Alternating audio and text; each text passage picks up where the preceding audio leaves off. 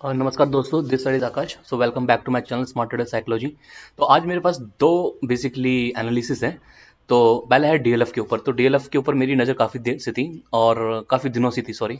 और उसके ऊपर थोड़ा सा मैं आरबीआई का रेट कट देख रहा था, तो ठीक ठाक आया डीएलएफ के लिए। तो माइट भी पॉसिबल अभी होम लोन जो है वो थोड़े सस्ते हो जाएंगे, तो डीएलएफ जो इस सेक्टर का एक जबरदस्त स्टॉक है। तो डीएलएफ एक चैनल के अंदर चल रहा है, ठीक है। जब जब इस चैनल पे आता है डीएलएफ एक बाउंस बैक लेता है, राइट। तो यहीं से भी डीएलएफ ने अगेन बाउंस बैक लिया था। तो अब मोस्ट ऑफ द चांसेस है कि डीएलएफ यहां से एक बाउंस बैक लेगा and DLF can touch this level again. अगर 807 को ब्रेकआउट करता है तो डीएलएफ 850, 880, 900 के टारगेट निकाल देगा, ठीक है। अब डीएलएफ के ऊपर हमने करना क्या है, तो डीएलएफ बिल्कुल सपोर्ट पॉइंट पे बैठा हुआ है। यहां पर हमने क्या क्या करना है कि मेरे पास एक कॉल है डीएलएफ की, 780 की एक कॉल है, जो कि अभी करंट भाव चल रहा है उसका 14 रुपए के आसपास। तो ये कॉल दो फैक्टर के अंदर डिसाइड होगी, ठीक है। मैं इसको इस तरीके से दिखाता हूं आपको। देखो, ये कॉल बार बार क्या कर रहा है, इस कॉल को अगर आप ध्यान से देखोगे तो यहाँ पे इस कॉल ने क्या कर रहा है कि एक बाउंस बैक ले रहा है, करेक्ट। यहीं से बार बार बाउंस बैक ले रहा है, ओके। यहीं से बार बार डीएलएफ बाउंस बैक ले रहा है।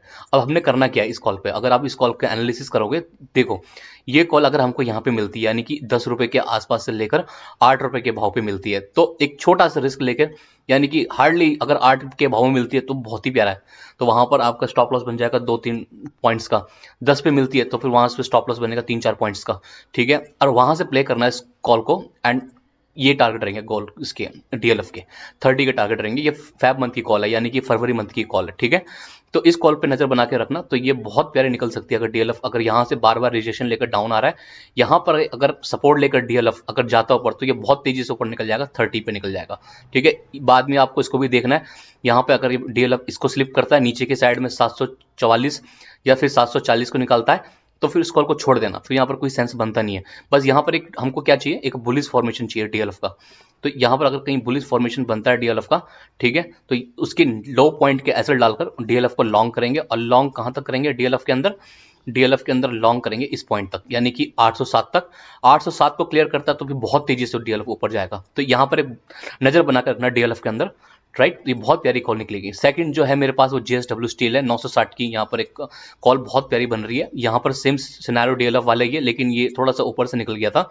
अब इस कॉल के अंदर करना क्या, अगर ये यहाँ पर सस्टेनेबिलिटी दिखाता है तो यहाँ का जो टारगेट रहेगा इसका मेरे हिसाब से 48 का और 50 का टारगेट के लिए जेएसडब्ल्यू स्टील जा सकता है, क्योंकि यहाँ पर एक ब्रेकआउट आएगा, जबरदस्त ब्रेकआउट आया जेएसडब्ल्यू स्टील के अंदर।